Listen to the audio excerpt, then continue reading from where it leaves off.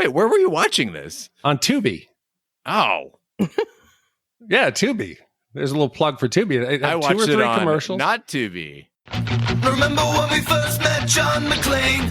Argyle picked him up from the plane and took him down the Nakatomi Tower at the Christmas party. And the terrorists were overzealous, but it was sweet when they killed Ellis. And with a little help from Alan, John McClane kicked ass. Welcome back to Shat the Movies, the podcast where we answer the question, were the movies we loved when we were growing up really that good? Have you ever caught yourself thinking, why don't they make movies like they used to? Can you still remember spending your Friday night searching for the perfect movie rental at Blockbuster Video? Do you know what Blockbuster Video is? If you answered yes, then this is the podcast for you. I am one of your hosts, Gene Lyons, and alongside me are my co-hosts, Ash, All-You-Can-Eat Walker. Hi, y'all. And Big D, Dick Ebert. Good evening. Each week, we take a look back in time, decide if our favorite films still hold up. The movies we cover are chosen by you, the listeners, who generously commission the films you love. If you like to sell the movies we have covered, we'll cover one, and choose one for yourself. Please visit shatpod.com and have a look. At the end of each podcast, we'll provide you, the audience, the number of wipes each movie takes to get off your respective butts. So thank you so much for listening. If you have not already, hit that subscribe button and share with a friend. It's how we help the podcast grow. Additionally, subscribe to our sister podcast, Shat on TV. We review TV series such as Westworld, Taboo, American Gods, Game of Thrones, True Detective, Lovecraft Country, and Watchmen. Find all our information and past episodes at shatpod.com/TV. And finally, if you'd like to hang out with us live, follow and subscribe to our Twitch channel, shatpod.com/Twitch, and our YouTube channel, where we play video games, host watch parties, and edit this podcast live. And as a big thank you to everyone who's been waiting patiently to have their voicemails and emails on the podcast, we're going to be doing a special Shappy Hour edition on May 8th at 9 Eastern. So stay tuned for that. Mark it on your calendar. Follow us on social media to get all the details on that. But we'll be streaming live, going through some mail. And if you haven't done that with us before, we did it through the first year of the pandemic. It's lots of fun. We'll be having drinks, hanging out. People will drop in and out, special guests, lots of fun. All that being said, Big D, what movie are we reviewing tonight? So, Gene, tonight we'll be reviewing a film for one of our great listeners, David B., who wanted us to go back to 1985 and review the American musical comedy drama, Krush Groove. And as Big D mentioned, Krush Groove is a 1985 musical distributed by Warner Brothers Pictures, loosely based on the early days of Def Jam recordings and up-and-coming record producer Russell Simmons, who is renamed Russell Walker in the film, portrayed by Blair Underwood in his feature film debut. Simmons was the film's co-producer and story consultant. He also had a cameo in the film as a club owner named Crockett. Krush Groove was filmed in the Bronx, Manhattan, and Queens in 26 days in April 1985 at a cost of just $3 million. Among the locations where the movie was shot was the famous Disco Fever, a popular club during the embryonic stages of hip-hop that by the time of the film had fallen on some hard times. The owner of Disco Fever, Sal, expected the movie to bring attention back to the club, so he agreed to have the scenes shot there. But the attention surrounding the filming brought the scrutiny of local authorities, who shut the club down for good on the last day of shooting for not having the proper licenses and permits. This film is loaded with hot 80s acts, including LL Cool J, Beastie Boys, New Edition, the Fat Boys, and some of their songs, as well as others from Shaka Khan, Debbie Harry, that one sucks, and the Gap Band. Members of the R&B group Full Force also make a cameo in the film as bodyguards. I'm so glad David B. commissioned this film because I had it mixed up with a slew of dance movies that came out in the 80s. I thought it was in the vein of like Break-In, so I never considered watching it before, even though my initial interest in music was through my cousins and it was hip hop. Like that was the genre that I was first turned on to. Recently, there has been a big push to collect physical copies of films and albums in case the fractured streaming ecosystem leaves some movies and records forever lost. I was able to find Krush Groove very easily. Pull it up on demand, and I thought that was pretty cool. I figured this movie was lost to the annals of time. It had commercials, but they were very limited. So I was very appreciative of that. Wait, I watched where were it you on watching Tubi. this? On Tubi. Oh. Yeah, Tubi. There's a little plug for Tubi. It had 2 or 3 commercials. I had never seen Krush Groove before. And like you, I thought it was going to be some kind of dancing movie because there was a lot of them around that time. The early 80s with the rap breakout in New York, there was a couple movies that came out around that time, like Wild Style, Beat Street. You said Break-In. I was not the demographic as the white suburban kid in New York. So This wasn't my thing, but around that time, I can remember it slowly growing and listening to LL Cool J on the radio and everybody thinking how different and cool it was. So it was great to go back and watch this, even though it wasn't a breakdancing film. I love so many of the people that, Def Jam, which this is, basically the fictionalized version of, that they signed. I mean, I'm a massive Beastie Boys fan. Before he went crazy, was a huge Kanye West fan. I even love like Luda and, Jeezy and all of them. Like there's a lot of rap music that I've always really, really been into. I'll be honest though, Run-DMC is something that like I know the shit that's been on the radio, but didn't know a lot about their backstory or anything like that, which is why I don't think like this ever crossed my radar. So I was really, really excited once I realized what this movie was about to get to watch it. This is why I love doing this podcast, right? Like this is a movie that would have never come across my recommended list on, Netflix or on Prime. This wouldn't have been something I ever would have seen if it hadn't have been for this podcast. And I think that's what makes it so cool is when we dip into those 80s films, somebody left me a 1-star review and they're like, Ashley hasn't even seen the 80s movies. Well, I was born in 83 and I haven't, but I think the generation that's, my age that listens to this podcast, that's why this podcast is great because it exposes us to shit like this. And so it's kind of fun. But if you think how lucky we are that this exists at the explosion and birth of rap, that you had a small film like that with the artist, Gene listed them as they kept coming on screen. They were like home run, home run, home run.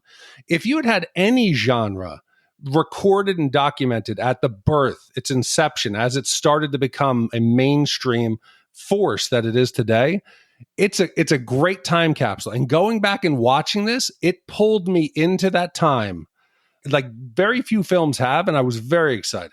This is our opportunity to make it big on TikTok, guys. I'm going to start making Krush Groove TikToks on behalf of Shat the Movies. No more motorcycle TikToks, everybody. Sorry. It's all going to be Krush Groove from now on. Yay. Let's hit the trailer. Hey, check out the stars. Sheila E. Run-DMC. The Fat Boys. Yeah, the Fat Boys. And Kurtis Blow. The story. It's a lot of screaming and noise. It's not music. We're selling records we don't even have. I want parents to turn this music off, all right? The sound. All want the stuff found in our wildest dreams. It gets kind of rough in the back of our limousine. Don't you want to be a star? You're fired! Regret!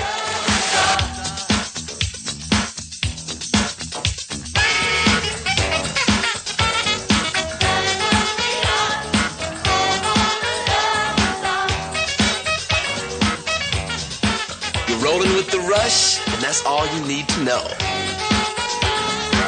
Start rolling with the rush of Krush Groove. In the streets, the subways, and the clubs, they created the sound that will turn their world around.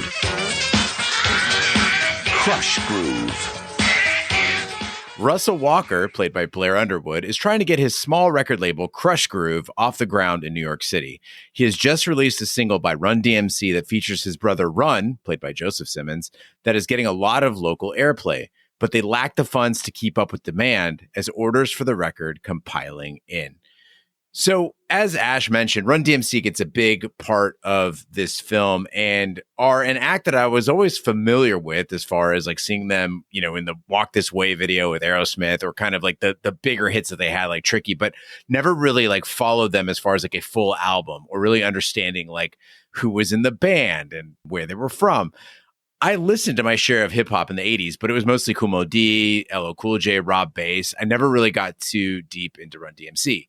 Krush Groove quickly taught me the error of my ways. They are big. They kick this movie off, and these guys are incredible. And yes, it's that old rhyme scheme that we associate with rap in the 80s, but there's this energy they bring to it, the wordplay that they're using, unmistakable visual style. Like, them as soon as you see them.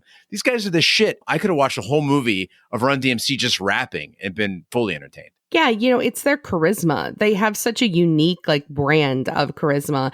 And it's that cadence that's like repeated over and over again that is so unique to them that could feel like really wooden or stale in certain acts. But the way they do it, it's like pretty amazing. And I think you see that immediately at the start of this, the rap performance that opens this up, like in the booth where Blair Underwood, the Russell Simmons character is sitting there watching the recording, from that point on, like you can't deny like that these guys are different. They're talented. And it had to feel at that time like really new and fresh. I unfortunately am of the age that by the time I heard any of this, like they were so prolific, like they basically influenced everything that came after them, right? But it had to feel so incredibly original when they came on the scene. And I am so ashamed to admit this as a Beastie Boys fan that I didn't realize how much of like their style was influenced by Run-DMC. Like there are these moments that almost feel like they're paying tribute to them. In the song Intergalactic, right? That gave them like that renaissance in the late 90s, that whole part that my own son loves to, repeat where they go back and forth with the lyrics. Like it's such a tribute and a play to that type of rhyming and cadence that Run DMC has. And I don't think anybody can deny how prolific they are, but it was amazing to see like them in their prime, super young, when it was like fresh and new, and had to be like a really amazing time to be listening to music. But man, what surprised me the most, there's an innocentness to this film. They all are young, like you said. They seem new to the industry. They're all hungry. They all just seemed really excited to be in the film, to get any kind of exposure. And there is little plot, very little plot of this film. It is just situation to situation to get them into an area where it would make sense that maybe they're going to perform, because that is their comfort zone when they're performing. There's nothing in between. These are rappers. These are not actors. And there were often times where the camera would be sitting looking at them and you'd see one of them like, okay, what do I do with my hands? Okay, where do I look? And they're shifting around. I kept thinking of Pee Wee Herman and Pee Wee's Big Adventure when Pee Wee plays the bellhop and he doesn't know where to look. He's staring at the camera. There's a lot of these performances that are innocent and raw, but also just the acting was terrible. So a couple of thoughts on that. One is that's how Rick Rubin actually just acts normally. So I think that it's kind of a good representation. I would so much rather have Rick Rubin than like, I don't know, Chris Christopherson playing Rick Rubin or something like that. Like, I don't want that. I want the actual guy. And I got to disagree, Big D. I don't think the performances were stale or that this is bad acting. Sheila E., admittedly rough. Like when she's trying to be likable, she's just kind of annoying. But in her defense, she auditioned at a moment's notice. She isn't an MC. She's really nice to look at. So they probably just said, hey, have the role.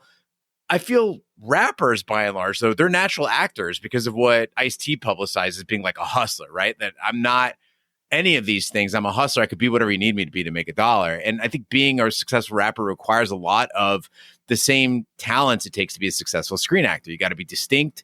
You got to know how to tell stories. You got to be verbally agile.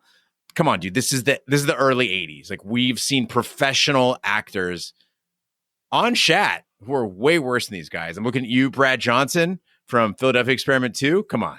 Well, I mean, I want to make it clear. I don't think it detracts from the film. I wasn't expecting an Academy Award-winning performance, but it was almost endearing. It was cute. It was like when you go watch a play at the high school and they're not the best, but they're trying their hardest.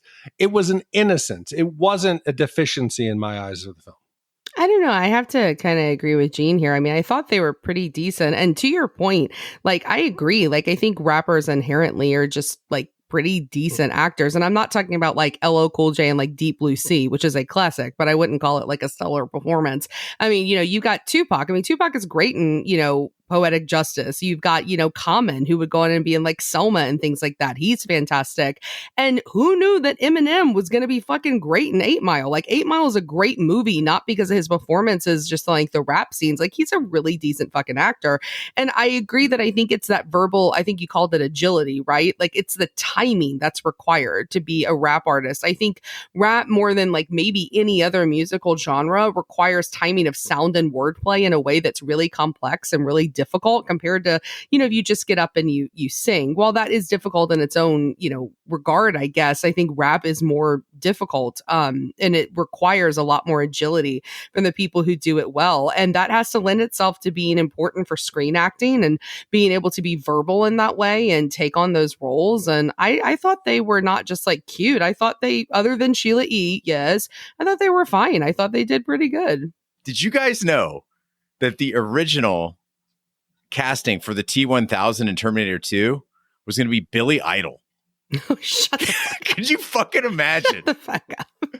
Billy Idol was like a liquid killer robot. White wedding. But it was a smart choice to make this a musical. It would have been wasted talent if they didn't go on the music side of things. So we do get a lot of performances, which are largely enjoyable in this film.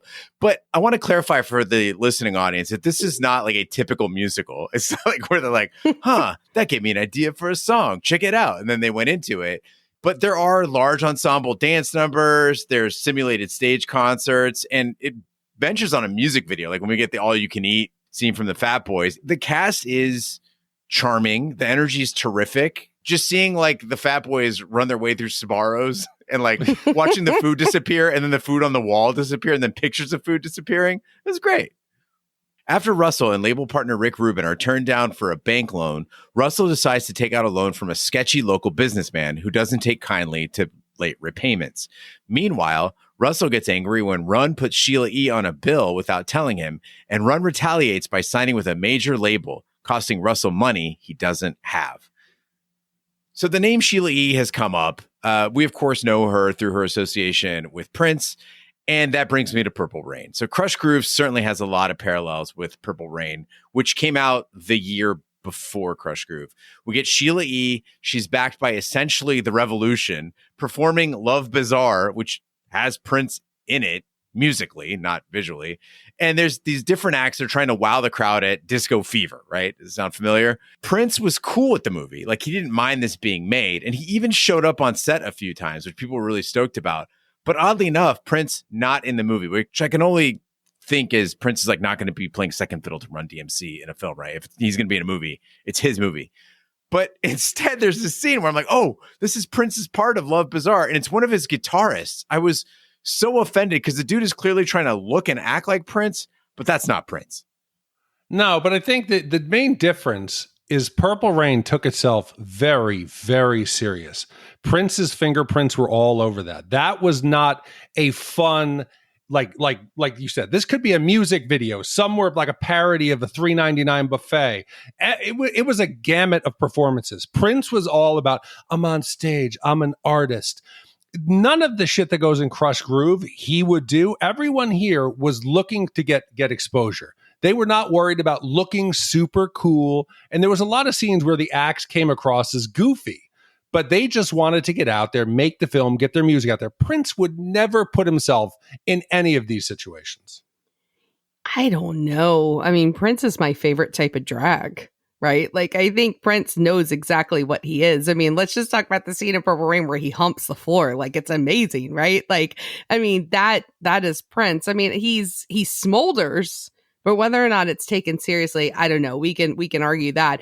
I personally believe Purple Rain is a masterpiece, and I think Prince is God. Like, I think he's amazing. I was really confused when Sheila E. showed up. Like, for sure, I was like, oh, what movie is this? Oh, and I had no clue that they were 1 year apart until I looked it up, and that Purple Rain came out first. And like, even like, Gene, you're setting the scene of that musical number. Like, even the dance is the same. Even the way that they rock side to side and then turn, and then rock side to side and then turn. Like, that's like the choreography from Purple Rain. Like, it's so similar. But I'll say this, arguably the club that they're in Krush Groove, it does look like it probably might be a little bit more fun. The clothes, though, aren't nearly as fucking interesting. Give me Prince's poet's blouses any day with his shiny, tight little pants over like the tracksuits. I prefer Prince. I wasn't really going to go into the fashion of this film, but now that you bring it up, Ash, I think Big Deal backed me up on this as well. I loved the fact that every group back then seemed to have a look, right? Like Run-DMC, right. They had the Adidas tracksuits. The Fat Boys had like the coonskin caps. You had obviously Sheila E. and doing the revolution thing, but like everybody had to have a new edition and like their sparkly little tuxedos. I fucking love that. I love that you would know which band it was. Like, oh yeah, I know who that is. But Ash, what you were saying about Prince on stage with his smoldering or humping the stage, that goes to his I'm a lover, I'm an artist. Everything was super cool and he's very, very intense. I get where you're going with this, Big D, but you're discounting the fact that Morris Day was also like Morris Day in the time. You tell me a guy carrying on a mirror that he like checks himself out in and like him getting like blasted into the trash cans or like, the fact that he has to like iron his own clothes with like his hair up in his like tiny ass apartment, but then he shows up and does the ha-ha! Like, that was all clearly comedy. And Prince is better than Sheila E. And Morris Day is better than Richard Gant, who's like the big bad in this movie. But I do agree with Big D that objectively speaking, Krush Groove is a more interesting story than Purple Rain. Because if you boil down Purple Rain, it's so like predictable and tired a story where it's like, oh, he's got issues with his dad and, he likes the girl, but the girl is trying to make it in Minneapolis. That part, I'll take the Krush Groove bizarre ass story over that any day. Seriously, he's fighting with his dad and he's baptizing her in the waters of Lake Minnetonka. That shit is way, way bigger than here. What, except for Russell's problem with the $5,000, getting it and paying it back. There is no other plot. Yes, Gene. You've now convinced me actually that Purple Rain is more interesting just by reminding me. It's so much more interesting. Let's just take the scene in the basement alone where he gets slapped. Like, I mean, guys, Purple Rain's a fucking masterpiece. It's a different movie. This is a fun, like, this is like a talent spotlight. This is like one of the talent shows, basically, Star in Search. moving firm. If you think about it, would Prince put himself in any of these situations? Run-DMC, they all work at a car shop. So logically, they've got a DJ table out there. They all get fired. They're doing a dance number with their little jumpsuits. They get fired. Prince would never put himself working out there and smile. Prince never laughs. I don't think he smiles in that movie once. Then we got the Fat Boys. They get kicked out of class because they're like doing a shish kebab. They're doing like a pig roast of the fetal pig. They get kicked out and they do an impromptu performance at the top of the school stairs. It's goofy. Gene, they do that $3.99 about eating every kind of food there is. All of these performances are goofy. They're self-deprecating. Nobody's taking themselves serious. Oh, you kidding. Fat Boys, I mean, look. There's a reason why they had so many movies in the 80s because these guys are just they're magic on stage. And the 80s comedies almost always featured some goofball trio of side characters, right? There was like the Tri-Lambs in Revenge of the Nerds or the Beach Invaders on Hard Bodies. Those guys would just show up and fuck shit up. When you go back and you watch those movies now, I think the weakest link in those films is always like the trio, the duo of hangers-on that are sort of weird. I was surprised when Krush Groove nailed it with the Disco 3. I thought they were going to get annoying. I thought the joke was going to get old. They're funny throughout. When they're having those heart-to-hearts in the street, with like ice cream on their faces or trying to get into disco fever with those, they've got these fake IDs. And they're all like, well, two of the three are fairly light-skinned and they're all overweight. And they've got the fake IDs and like, at the risk of sounding prejudiced here, the three guys in the photos look like Somali pirates. Like they do not look anything like the Fat Boys. I am so sold on these guys and they really made the movie for me. Other than those scenes, like the scenes in between the musical numbers, it was a little tough. I think, and I promise to be the last time I make a comparison, but I think that's your greatest similarity here to Purple Rain is that the movie is best when the musical numbers are on. Like that's what you remember from the film. For me, the scenes in between that got longer and longer as they went, like I found myself just waiting for the next number to start and my patience like wore thinner and thinner throughout the movie because I think like they knew what they were doing with the music. I don't know if they really knew what they were doing with the script part. Another similarity between the two films is that your protagonist is getting his ass kicked. So Big D, I got to ask you, Prince or Blair Underwood, who's better at getting their ass kicked on film? Oh, the Prince one was more believable. Again, because this one was comedic. Oh. That was not a comedic beating. There were two. It was Avon Barksdale from Hold on. The Wire kicking his ass. The guy looked like a lion attacked him. Did you see the shirt? His shirt was shredded like there was an animal attack. Everybody's standing out in the hallway like, oh no, Russell is getting beaten up. You get off my brother. It was bad, but you're talking about the bouncing scene. The bouncer, first of all, his name is Mandingo. Oh, problematic. And Mandingo knows the three fat boys. They finally get into the club, and the reason they can't get in, Gene, is because they don't have $10 each. Yeah. So their dreams are over. They turn around and leave. They're just kids. They're just kids with a big dream. And I think the movie, it depends and lives on those performances, Ash. I agree. The performances are fun. They keep what little plot there is going. And Gene, you mentioned earlier how the Run-DMC performance taught you the error of your way. And I think a lot of the acts, they really step up and they showed you why they were big names and originators in the rap game, in the industry, in the rap game. I'm trying to catch myself with everything. I'm sounding whiter and older. Okay. So yes, these guys, how they established the genre with one big caveat. Kurtis Blow, I was not a big fan. I didn't know any of his music. I assume he was influential because his position in this movie. He seemed a bit stiff. His rap style, I thought, was anything but smooth. He seemed to be the least talented to the untrained eye of this white suburban kid. He didn't seem that great, but his character and his performance, Gene, was fantastic. You talk about the development of the Fat Boys. There's a scene, the Fat Boys go up on stage. They're reluctant to perform because they're fat. They're taught to embrace their fatness, that their fatness will be what takes them over the top. They lose the talent show. And one of the Fat Boys begins crying, like blubbering. He's lost control. He's crying. Kurtis Blow comes down, and I'm thinking Kurtis Blow, he's going to try to toughen him up. Kurtis Blow is like that Cool Mo D character who's going to come in and tell him you're never going to succeed. No, he pulls out a handkerchief. He starts consoling the Fat Boys. He starts to instill. He says, "You know what? You guys come find me later. You come." I'm just like, what the hell is going? The kindness and support. This was certainly missing from Purple Rain. Speaking of opportunities to like wedge songs in a musical, that's where Kurtis Blow could have like used his song "The Breaks." Like when they're crying, be like, "These are the breaks." You know, you didn't win a talent show, but you know, Kurtis Blow, for people who don't know, so he was the first. Know that song now. He was the first. Like, oh, so that's the Kurtis Blow song. I do know okay. that song. Yes. So people who are uninitiated in the cult of Kurtis Blow, he was like the first commercially viable rapper, not the first rapper recorded or the first person to start rapping, but like he was the first one who was like making a living doing rap as a recording artist. And I had heard him before, but I had no idea what he looked like or what his show was like, because Kurtis Blow was doing some wild shit in this movie. He does the song "If I Ruled the World," and if it sounds familiar, Nas sampled it and sold like a bazillion records doing it.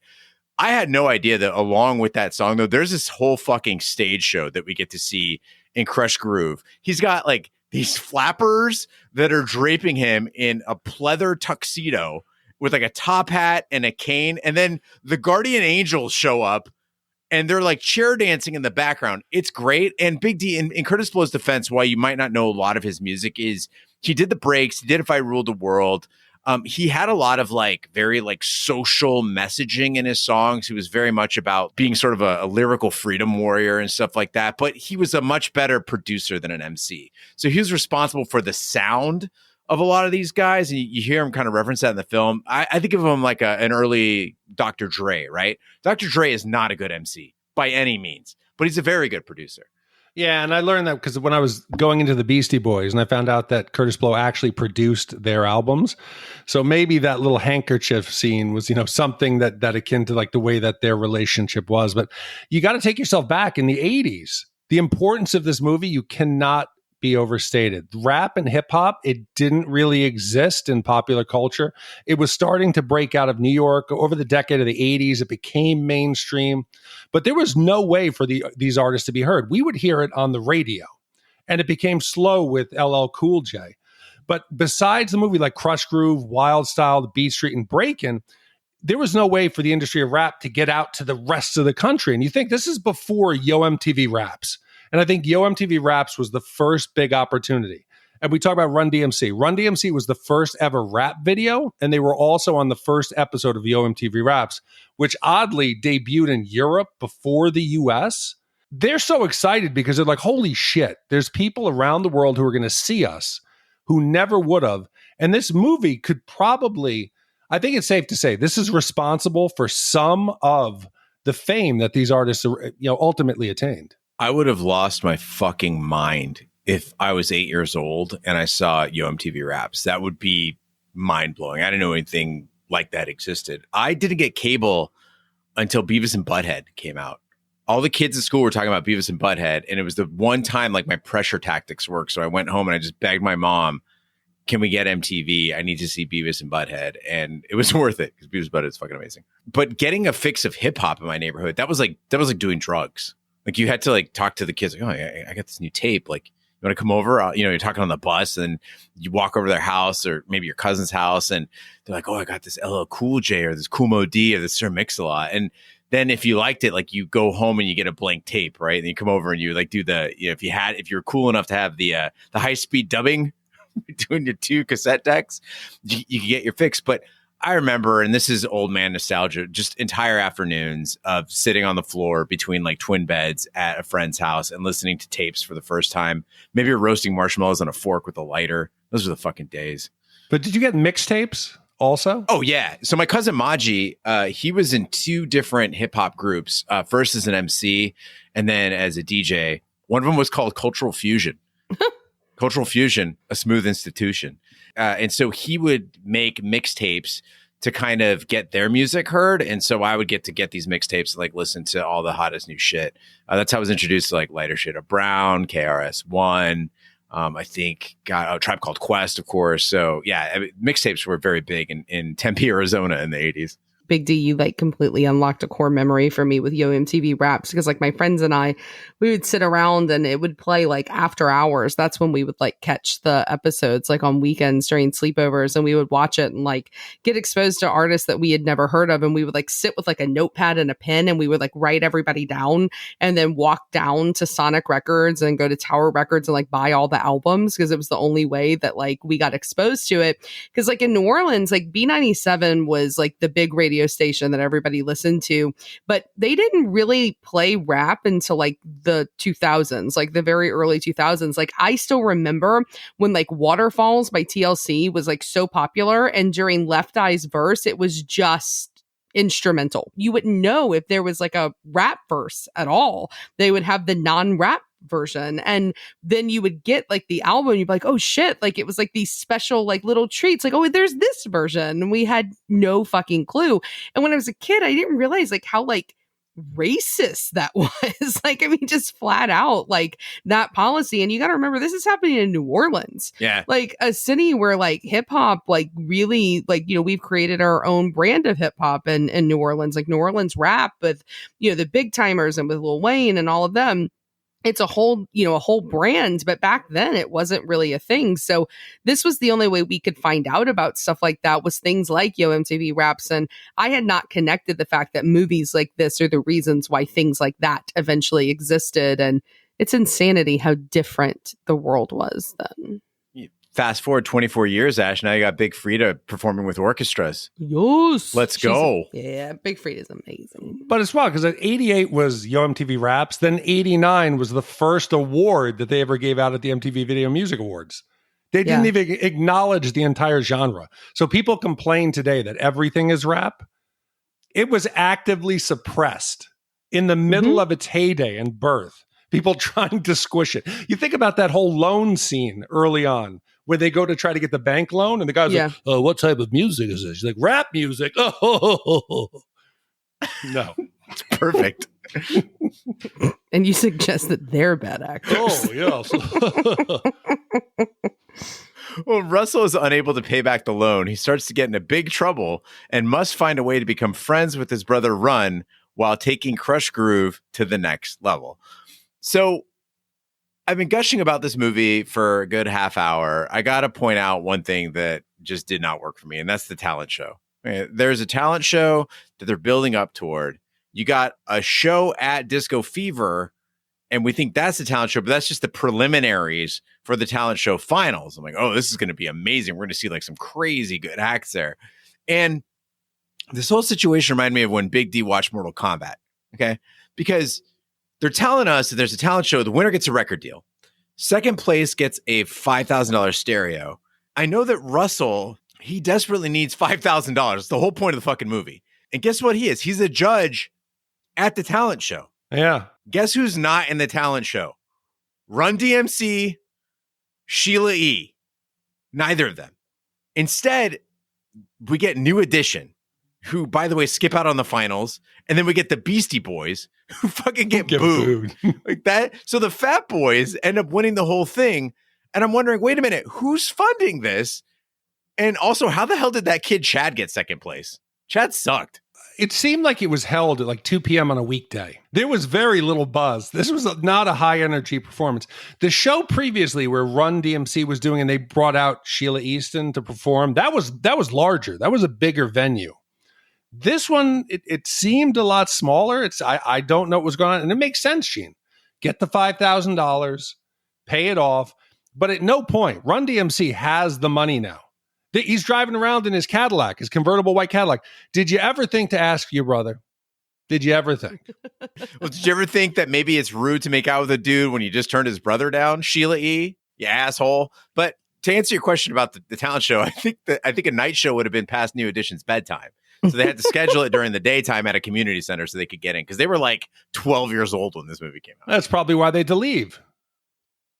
It was curfew. You're talking about how young they were. Like, everybody was like hella young. Like when the Beastie Boys came out, they looked like they were like 12, 13 years old. Like they look so little. And it reminded me of like how weird it must have been when like the Beastie Boys like first came on the scene, like compared to everybody. They look like little assholes. Like they looked completely out of place for like a lot of reasons, but they look like just dweebs. And I was bummed at how little we got to see of them just like at this particular time. I don't know if you guys are Beastie Boys fans, but I saw them on tour and like it's still one of the best shows that I've ever seen. Like they were absolutely amazing. They had like this like circular stage and they just like performed all around it in 360 and they were fucking amazing. It's my first concert ever, Beastie Boys. No, it was not. Mm-hmm. What album? This would have been Ill Communication. Wow. Yeah. So Ash, I know this will disappoint you. I saw them at Roosevelt Island, Lollapalooza, whatever. It was the Beastie Boys. And I mean, they got Roosevelt Island going crazy. Then comes out Smashing Pumpkins and puts everybody to sleep. Half the people start leaving and Billy Corgan was complaining about the low energy crowd. How do you put Smashing Pumpkins after the Beastie Boys in New York? I mean, I got to tell you, being able to see the Beastie Boys and Smashing Pumpkins fucking together sounds amazing. Yeah, but sometimes these lineups don't work. I saw fucking Devo open for Metallica. What? Like the Whip It Devo? Yeah. My heart's being broken here because I'm a huge Devo fan and I'm watching the people boo Devo because, you know, Metallica is coming up. And thankfully, once Devo, they only did like, I think 4 songs. They were like, okay, we're done. So they leave. Metallica, and James Hetfield just lets the whole audience have. It's like that. It's like the Blur Coachella incident. These are rock gods. What are you doing? But Gene, I do have one more question of an answer I need in the film. It got me thinking back to our Harry Crumb review where you talked about the opening and the sexy, like the sheer leggings. Now, Russell's being chased. He's fearing for his life. He goes to see Sheila. He needs a place to crash. He shows up and it turns into a romance novel. He lights the candle. And I know she needed a reason to sing her song, but it turns into a silhouette lovemaking scene that I was just not prepared for. Did you notice he was crying? He had tears going down his eyes in the candlelight. I'm like, are they going to have like sad sex? Oh, yeah, they're going to have sad sex. But here's the craziest part that I noticed, Big D. I'm so glad you brought this up because I was going to try to find a way to wedge this into the conversation. I'm like, there's no way this is ever going to come up. Tender Love is the song that they're playing. It comes up in the scene with her and Russell, but then it also comes up in the scene with Russell and Run. Yes, also it's the same fucking song. Also, the visuals are very literal to the lyrics. The lyrics are like, light a candle. He lights a candle. They're like laying down the bed, kissing. It's like, it's almost like they're now they're pantomiming the lyrics of the song. It's wild. It was sexy, but very, very unexpected. Almost like it's a musical. Yeah, almost like it's a musical. Yeah, and I know we're talking here about the 80s, the birth of rap, and I don't pretend to be a hip hop or rap aficionado. You know, if it's on the radio, I that's about as far as I go. I liked Eminem when he first came out. And at the risk of being mocked, which I'm pretty sure that I know I will be, I had to bring up the difference in 80s lyrics when you come up now, there was such an innocence to all these songs. You think back to like the 50s, the rock and roll. And then everything was like, hey, get your girl. We're going to go down to the pop. Hey, Peggy Sue, come here. Everything was like the innocent courtship. Then the 60s, it got a little weird. Then the 80s got more heavy and more violent and more sex involved. There is no doubt that the lyrics here have changed. Back then, it was innocent. People were singing about like their radios and about people struggling and unemployment and disease and dating problems and girlfriend problems. They sing about the joy of a $3.99 buffet. Everything was like blue collar. Today, fuck it, I'm a 50-year-old man. Today, everything seems about what I have, my lifestyle, all my girls, everything that I'm doing. It seems very out of touch.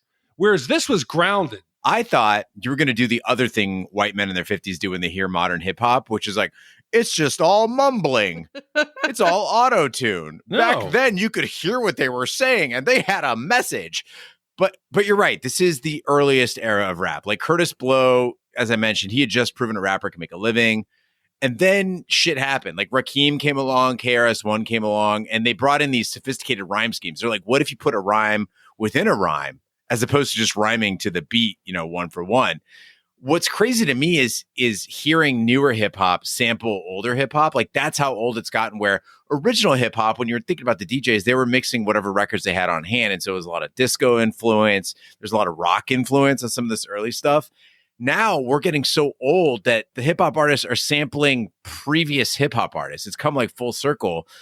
Or you got, Rick Rubin bringing back the sounds that he was doing, 20 years earlier. If you think about what he was doing in like the early 2000s with Jay-Z, it's so similar to what he was doing in the 80s with the rest of these guys. Yeah, I find this era of hip hop really super fascinating because as you mentioned, there was a lot of disco sampling, a lot of funk, right? Like that was the stuff that you found in 80s rap. And then, the 90s, this not only was it the lyrical play and the different type of rhyme scheming, but it was also sampling in general changed, right? Like the way that they actually produce the music. I mean, you can't overstate the importance of like the way like Dre, I mean, you already mentioned, while he may not be a great MC, like the way that he produced music was completely different and changed like a lot of the sound.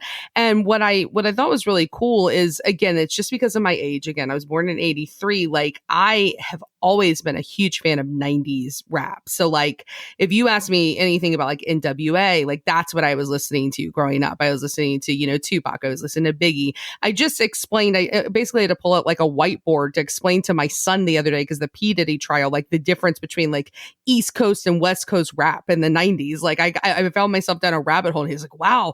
He's like, are they going to teach me this in school? And I was like, they should, right? Because that was what I loved when I was growing up. But I do think that, clearly, I mean, we could talk all day. I mean, there's tons of podcasts, books, articles, all that are written about, the importance of rap and like social commentary of the 90s. But this rap also was really important. And I think a lot of times people just like write off 80s hip hop as being more fun or being more joyous because of what it would transform into in the 90s, where, you had the emergence of gangster rap and conscious rap and all of that type of thing that would come along. And so this movie is an amazing time capsule of what like the birth of like modern hip hop was. And while yes, arguably it may sound more fun, it is like so incredibly important, and none of that other shit would have existed without it. And this movie, the main thing that I was the most excited about it is it's like this really amazing time capsule of the start of Def Jam, which would be so prolific. And it was just really interesting to see like everything all smushed together because of where it would go and where it was and how none of it would have been without any of these fucking guys.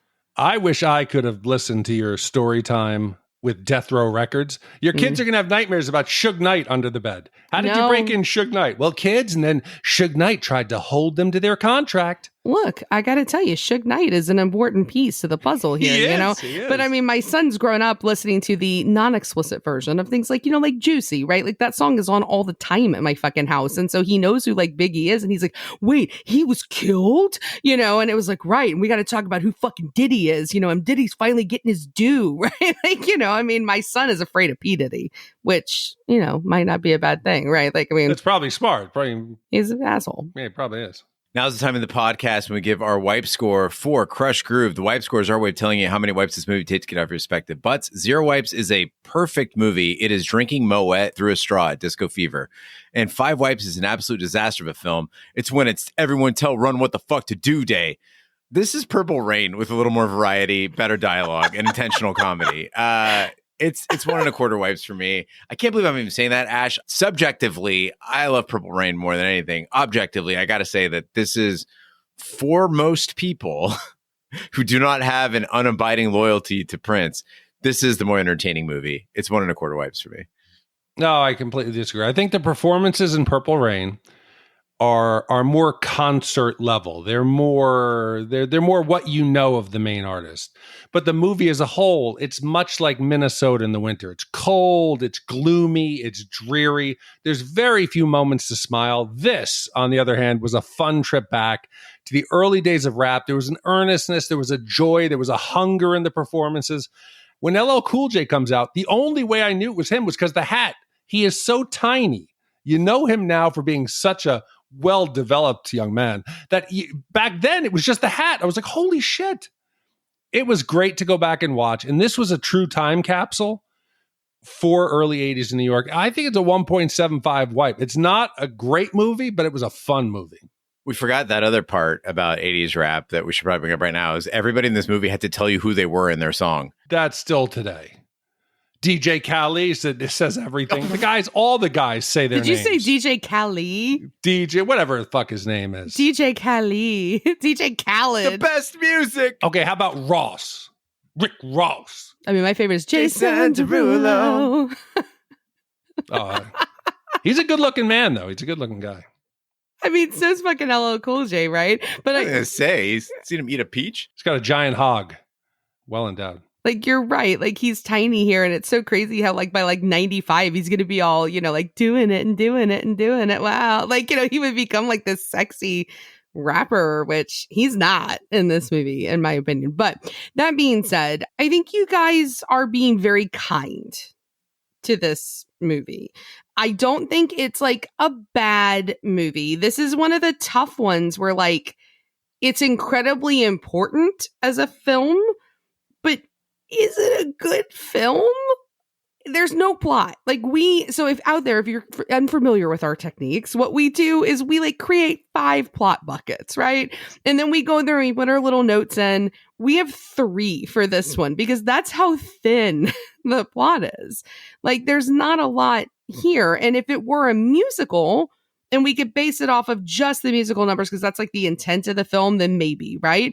But even musicals, like the songs drive the plot, whereas here these are like musical performances. And so as a music video, like in vignettes, like, yeah, this is badass. As a movie, I was going to give it 2.5 and then felt really guilty after your scores. So as peer pressured, because the music is good, I'm going to give it 2.0. No, just hypothetically here. Okay, so there's a new movie that came out at the IMAX. It's Deep Sky, 40 minutes long. It's a telescope going up, and then you get to see what the telescope sees, right? So let's say we were to do that movie for Shat the Movies. It doesn't really have a plot, but it's visually amazing. How would you rate that? Well, I think you have to go with what the intent is. The intent of this is to be a movie with a plot. I thought it was an intent to show a bunch of rappers rapping. I think it was a showcase. It was a musical showcase. And if it was, then that's what concert videos are for, right? Like, I don't know. And it's hard. It's really hard to break Purple Rain. They couldn't even get on MTV. And now you want them to do a full concert video? Purple Rain feels like a movie. And as silly as it is in parts, it's fucking amazing, right? That movie, and I'm sorry, Big D, I smile the whole time I watch Purple Rain. I love that movie. And I get very misty at the end when he sings it, right? Like that movie's got feeling to it. And this, I felt things when the music was on, like when the musical numbers were on. I don't think it's a great movie. I'm going to give it 2 wipes. All right. 2 generous wipes from Ash, 1 3/4 wipes from Big D, and 1 1/4 wipes from me. That gives us an average wipe score of 1.6 repeating for Krush Groove. So, Gene, that now puts us in the 111 spot. It is slightly... Okay, shit. Yeah, okay. Maybe Ash is right. It's slightly better than Halloween 4, Drop Dead Gorgeous, Indiana Jones and the Temple of Doom, Shut and the fuck Friday. up. That looks like this movie is not better than Friday. Oh, Are yeah, you it is. fucking kidding me? Okay. No, it's not. So hold on. Indiana Ugh. Jones did poorly because I hated it. Gene gave it a 3. Gene gave it a 3. That's why. I love it. Okay, and it is slightly worse than Risky Business, Leon the Professional, Clue, Lock, Stock, Rocky Horror Picture Show, and 3 O'Clock High. Totally agree. Oh my God. This one's wrong. No, you and I, we both like Temple. Gene didn't. No, I'm not worried about Temple. I'm worried about like a movie like Friday. Like, I don't think this movie is better than Friday. The only difference between this and Rocky Horror Picture Show is that this has black people in it. Oh. Basically the same movie. Okay, I disagree. They're two completely different films. One is about LGBTQA people, and And the is other not. one has black Like, people in it. Oh my God. I'm curious for the sake of curiosity. If I had given it my original score of 2.5 wipes, where would it have fallen? Gene has got his calculator out. He's doing the math. That'd be a 1.83 repeating wipes. All right, where would 1.83 put us? Okay, 1.83 would have put it below Friday, below Drop Dead Gorgeous, and then above First Blood, Detroit Rock City, and Purple Rain. What number is Purple Rain at? Okay, so it looks like I was a little harsh on Purple Rain. We all know it. I gave it a 2.6. Gene gave it a 1.5. You gave it a 1.75. So I'm sorry. Okay, so Gene gave it a 1.5. So Gene, you gave this a 1.25. Correct. You feel this movie is better than Purple Rain. Purple Rain is flawed. I love it, but it's flawed. And you don't think this movie is flawed? It doesn't need to be perfect. I expect it to be flawed. It's more fun. Sure, Speed is more fun than Purple Rain, but is it a better movie? No, it's not. Yeah, it Well, is. actually. Yeah, Speed was pretty good. Speed was really Speed's good. a lot of fucking I was thinking fun. of Speed is too. a lot of fun. Sirs, we have failed the audience on this one. No. What did you give Purple Rain again? 2.6. I was in that weird phase where I was doing tenths. Yeah, I fucking hated that phase. I'm so glad that phase I is over. told you, I hated his whole that noise he was making and just his little bitch face. I'm sorry that his sexuality It's not his sexuality. intimidates you. It's sexuality. No, it's that noise he makes. And he's It's the same reason he hated Rocky Horror Picture Show. I liked Rocky Horror Picture Show because Rocky Horror Picture Show does not take itself seriously. Gene at 1.25 wipes here. What name 3 other movies Gene gave a 1.25 to? Wow, that's a rare one. Gene has only given that to 2 other films. White Men Can't Jump and Fast Times at Ridgemont High. There you go. What did he give a 1.5 to? Purple Rain. The Rock, Back to the Future Part 3, and Dutch. These are not the examples I need. Yeah, Gene's given 1.5. Everything from Videodrome to License to Drive to Taps to Stargate. It looks like Gene's default score is 1.5. Kids, Ooh. Purple Rain, I'm Gonna Get You, Sucker, Halloween 4, Manhunter. It means that I agree with most of our commissioners, but not completely. Man, even more. Naked Gun, Stand By Me, Galaxy Quest, Christine, The Mummy, Breakfast Club, True Lies. Remember, this podcast is about how well does it hold up, and I think this movie holds up incredibly well for a virtually unknown movie that came out in '85. I will be glad to search these bands on YouTube and watch their music videos. And if you put all those music videos together, you'd have a great movie that you could watch and enjoy with no dialogue in between. Dude, what about the whole Kurtis Blow teaching everybody lessons about being a good human being when he goes up and Russell's doing chin-ups angry on the roof? Yeah. And he says, "We can't make it without your brother. Where's your brother? You be illin." It's just whack. Okay. That's what he says. I don't care. It's what he says. And he goes back and he bonds them together, and it's Kurtis Blow. Gives you a tissue when you're crying. That's why they call him that. What's our next movie? Gene, next week, Mariachi plunges headfirst into the dark border underworld where he follows a trail of blood to the last of the infamous Mexican drug lords, Bucho. For the action-packed, bullet-riddled showdown with the help of his best friend and a beautiful bookstore owner. The Mariachi tracks Bucho and leaves a trail of blood of his own. Commissioned by Rachel C. Yep. Mariachi. All right. Well, thank you, Rachel, for commissioning the upcoming film. What is mariachi? Isn't it mariachi? You just change your pronunciation every time. I know every time. And I'm sorry if we're going to get shit on the Westworld pod for the way we pronounce Ciroc. Like, because I always thought it was mariachi. Why would it be mariachi? I don't know, because I don't live in a Western state. I don't often say mariachi band or mariachi. You sound Italian every time you say it. Mariachi. Well, thank you for the upcoming commission. Rachel, thank you for commissioning Krush Groove. David, thank you to all the commissioners who make this podcast possible. That concludes this week's episode of Shat the Movies. Be sure to follow us on social media and share with a friend. We're on Facebook, Twitter, Snapchat, and Instagram at Shat the Movies. Email us, host@shatpod.com. Support the podcast by shopping our Amazon affiliate link, buying our merch, or by commissioning your own movie. Find all information by visiting our website, shatpod.com. Also, check out our sister podcast, Shat on TV, where we review TV series such as Lovecraft Country, Westworld, True Detective, Taboo, American Gods, Game of Thrones, and Watchmen. Find all information on our website, shatpod.com/TV, wherever fine podcasts are found, including Apple Podcasts, Google Play, Stitcher, and YouTube. Be sure to subscribe, and if you stop by Apple Podcasts, please leave a 5-star review. Helps the podcast grow. On behalf of my co-host, Big D and Ash, I'm Gene Lyons. Join us next week for the following movie.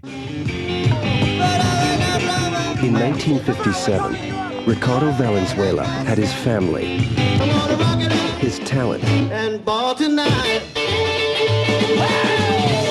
a dream. Rock and roll. Come on, baby, just rock. Look at my Richie. He's shining like a star. I really dig your music, and I'd like to record it. Oh, Richie, I'm so happy. By 17, Your professional name? Richie Valens. he was a star. I love you, Donna. You know, I'm still gonna marry you one of these days. With 3 hits on the charts. Holly is lining up a plane to fly us on to Fargo tonight. Hey, come on, let's go! But one tragic night in 1959, his star fell. Not Richie. This summer, it rises again. Columbia Pictures presents La Bamba.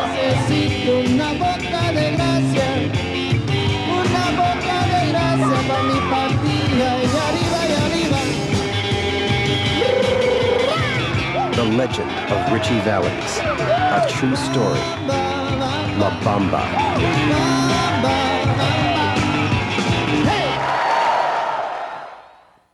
I think you got fuck. Let me. Why am I going all that way?